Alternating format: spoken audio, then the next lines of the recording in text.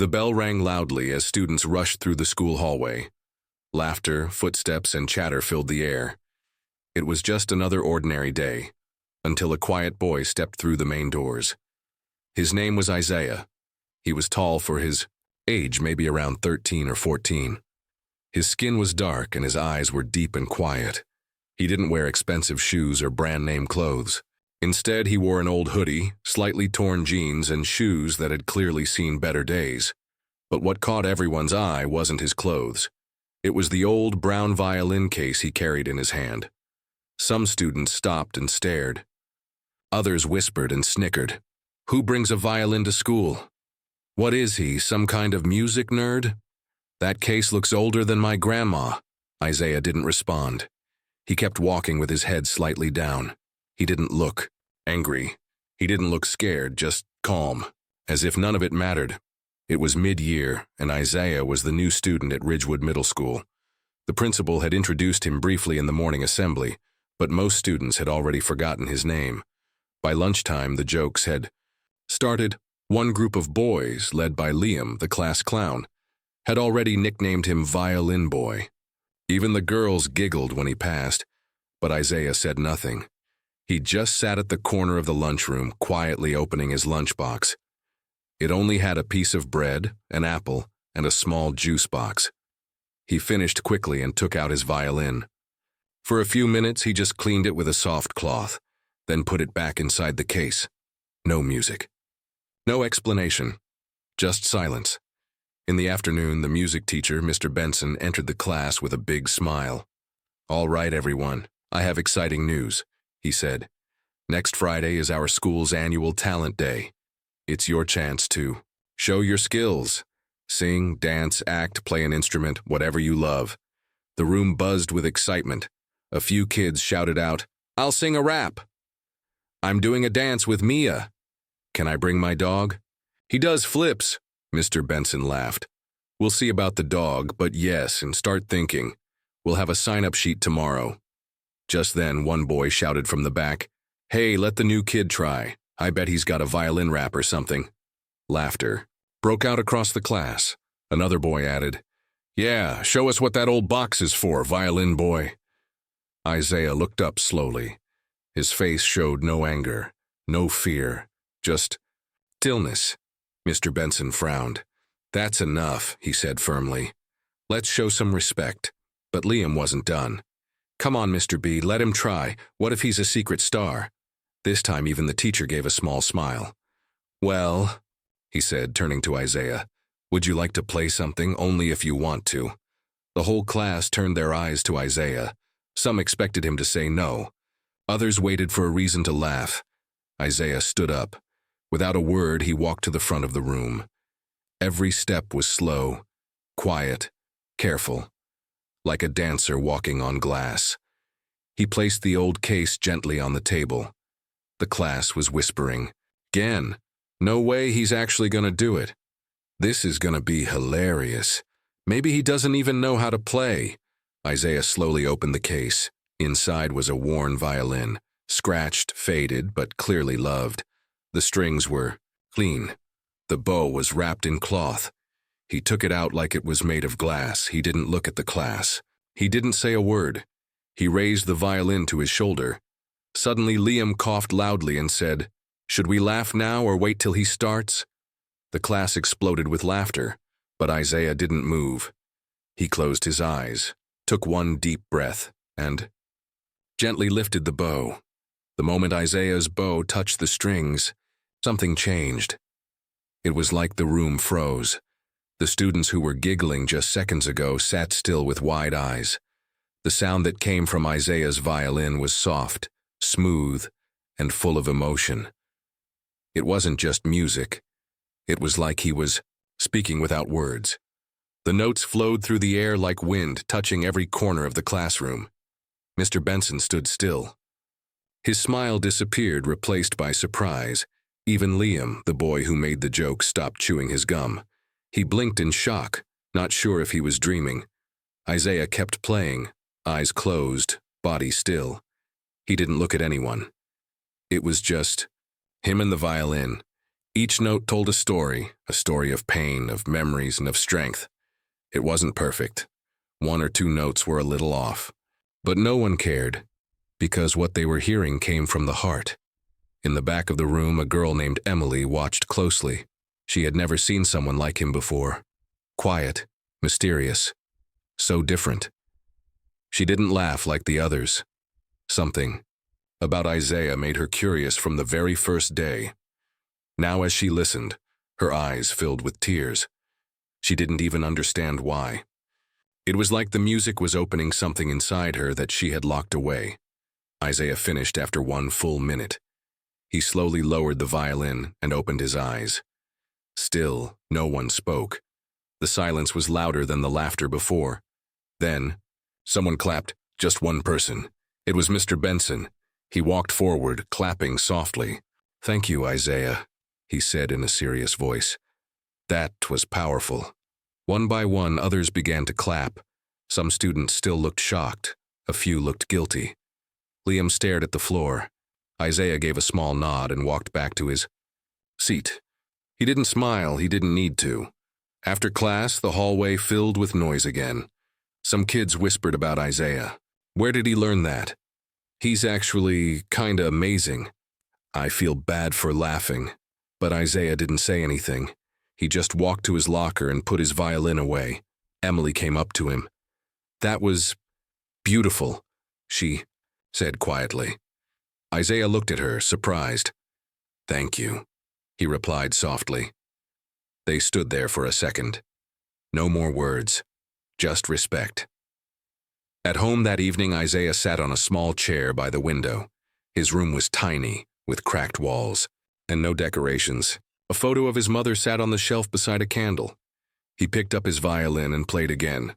Not loudly, just enough for himself. His mom used to sit by the window and listen.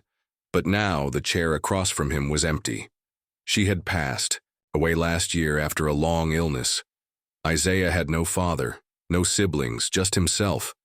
The violin was all he had left, and that was enough. Back at school the next day, something strange happened. Emily walked in and showed her friend a short video. On her phone, "I recorded a little of Isaiah playing yesterday," she whispered. Her friend watched the video with wide eyes. "This is amazing, you should post it." "I don't know," Emily said. What if he doesn't like that? But her friend posted it anyway, on a small music page. She didn't use his name, just wrote, "Found this at school, listen to this boy's soul in every note." They didn't think much of it, until the next morning. Isaiah walked into school the next day, violin case in hand as usual. He looked the same, quiet, calm, eyes to the floor. But the air around him felt different. People were whispering again, but it wasn't like before. That's him. He's the one from the video. "Dude, it's gone viral." Isaiah didn't understand what was going on. He hadn't checked the internet. He didn't even have a proper phone. Just a small, cracked one that could barely call or text. He walked to his locker and noticed more students watching him.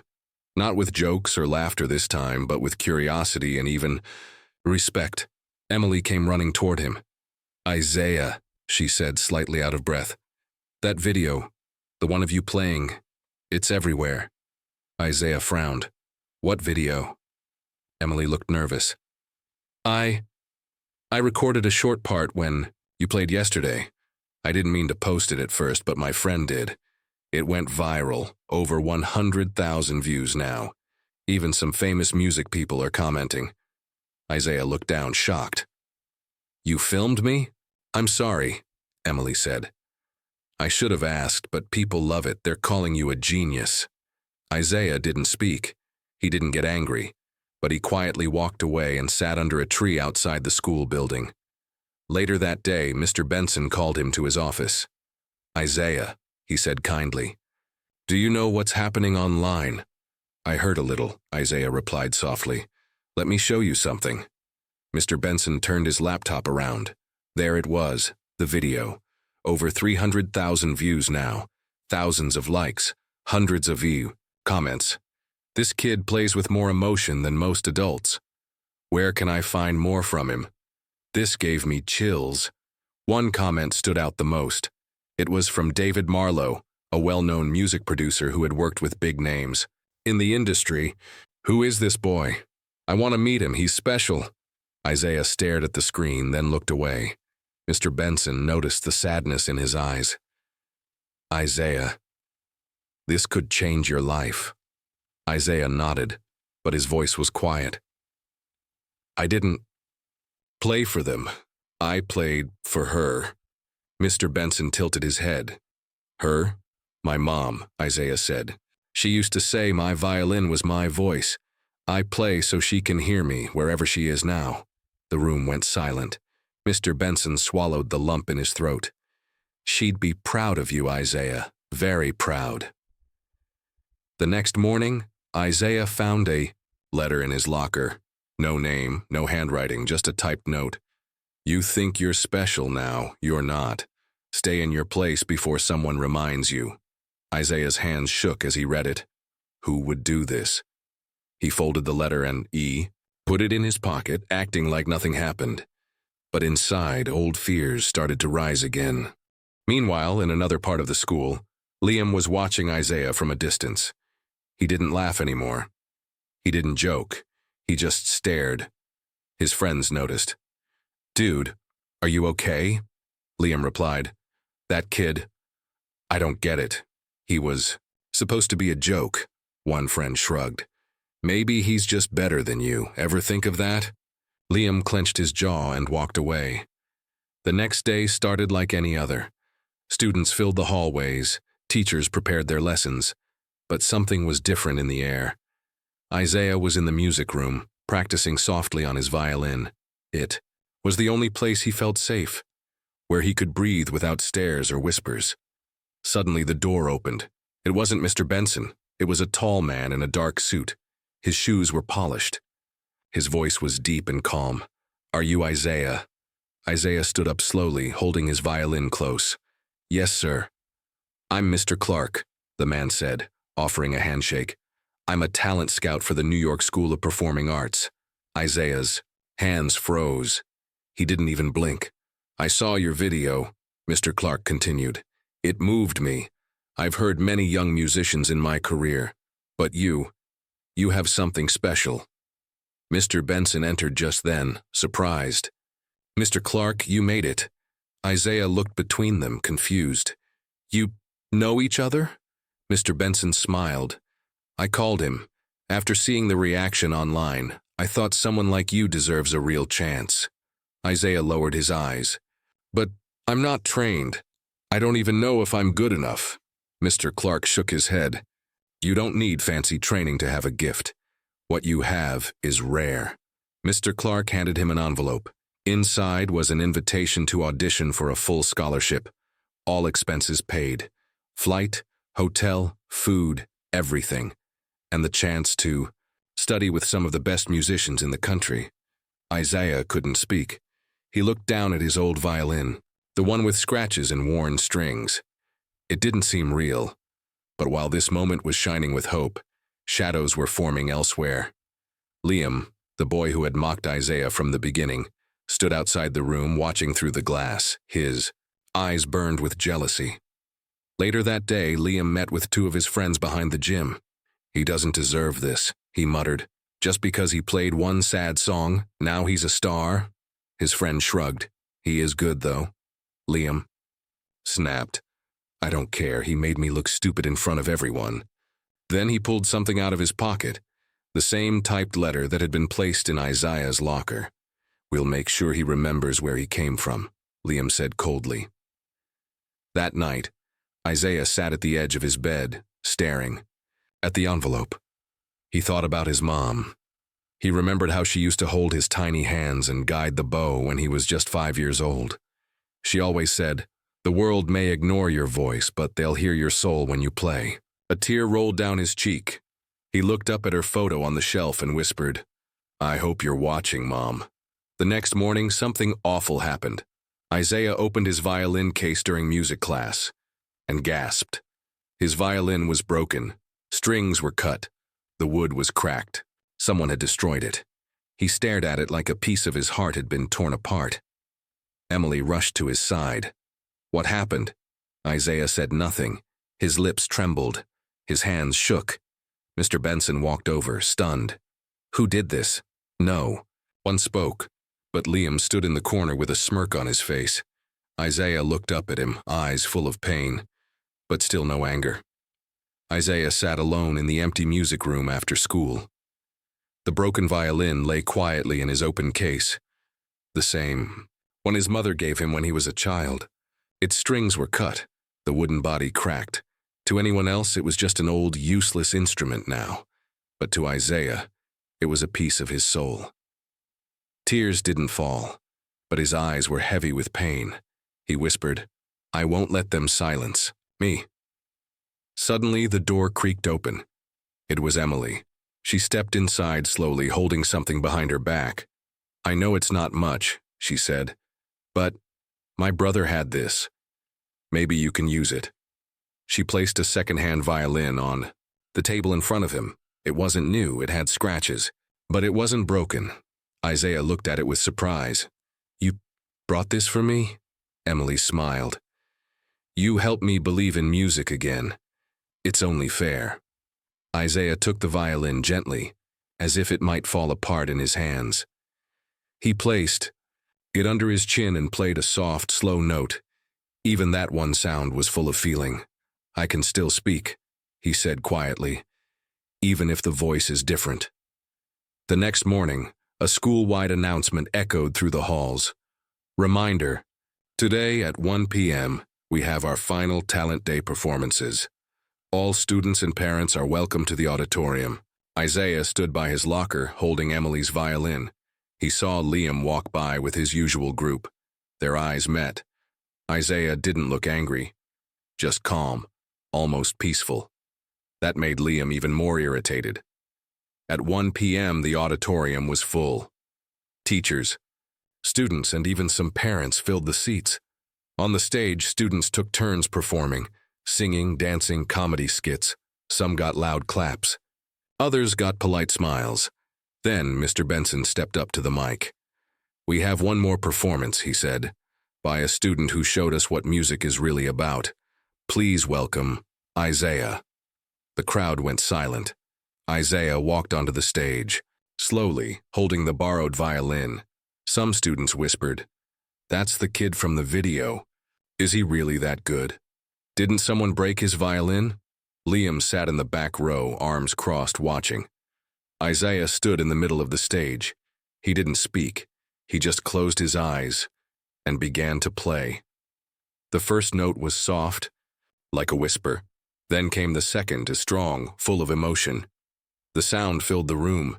No music sheet, no background track, just pure feeling.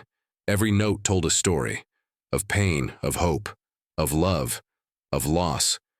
The crowd leaned forward. Even the teachers, who once doubted him, looked stunned. One girl in the front row had tears in her eyes. Mr. Benson placed a hand over his chest, deeply moved. Isaiah didn't just play music. He made hearts feel again. Backstage, Mr. Clark, the talent scout, watched from the shadows. He whispered to himself, "He's ready." As the final note faded, the auditorium was completely still. Then a sound, clapping. Soft at first, then louder and louder. A standing ovation. People clapped, some cheered, others just cried. Even students who once mocked Isaiah were on their feet. Except for Liam, he remained sitting. His face red, his pride crushed. Isaiah looked out into the crowd, then smiled softly. He didn't need revenge. This moment was enough. After the performance, Isaiah sat quietly in the hallway outside the auditorium. The cheers, the applause, the smiles, they were all still echoing in his mind. But it was that woman's words that stayed in his heart. "Your mother would have been proud." She said, "If my son ever plays like this, I'll know he carries my soul." Isaiah clutched the violin case tightly. He barely remembered his mother. She passed away when he was only 6. But he remembered one thing clearly. Her hands guiding. His tiny fingers over the strings. "Don't just play," she had whispered. "Feel." The woman, Ms. Renee Carter, now sat with Isaiah and Mr. Benson in the music room. She opened a folder filled with photos and old music sheets. "This was your mother," she said, showing him a black and white photo. Her name was Alana Fields, one of the most gifted violinists I ever met. Isaiah stared at the picture. It was her, young, smiling, holding a violin just like his. Ms. Renee continued, "She gave up everything to raise you. She could have gone to New York, Paris, anywhere in the world, but she chose to stay, because you were her greatest song." Isaiah's eyes welled up. Why didn't I know all this? Because she never wanted the world to burden you. She believed your music would speak for itself when you were ready. Just then, Mr. Clark walked into the room with a warm smile. He had something in his hand, a formal letter with a gold seal. "I have news," he said. Isaiah sat up straight. "Mr." Clark handed him the letter. "You've been offered a full scholarship to the New York School of Performing Arts. You'll study under master violinists.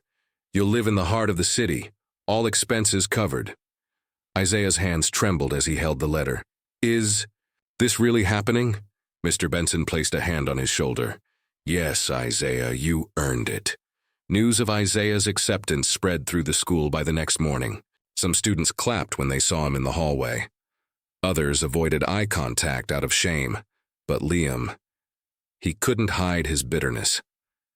In the lunchroom, he slammed his tray down and muttered to his friend, "So now he's a hero? What? Just because he played some sad notes?" His friend looked tired. "He played more than that, man. He played his life." Liam scoffed, but something inside him cracked. He wasn't just jealous. He was afraid. Afraid that Isaiah, the boy he had mocked and bullied, had risen above him with grace. Later that day, Isaiah stood at his locker, packing up his books. A voice came from behind him. "Hey." It was Liam. Isaiah turned around slowly. There was silence for a long second. Then Liam said, "I know it was you who reported me for breaking your violin." Isaiah shook his head. "I didn't." Liam was surprised. "You didn't?" "No," Isaiah said softly. "I didn't have to. You already punished yourself." Liam's mouth opened to speak, but no words came. Isaiah closed his locker and walked away without anger, without pride, just peace. That evening, Isaiah visited his mother's grave. He placed the old broken violin gently beside her tombstone.